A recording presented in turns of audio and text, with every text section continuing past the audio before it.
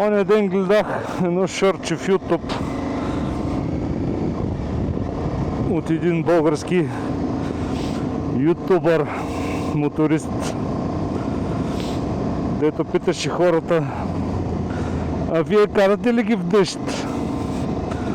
Бро, ние ги караме в дъжд, в мъгла, в слънце, в сняг. Само в лошо време не ги караме.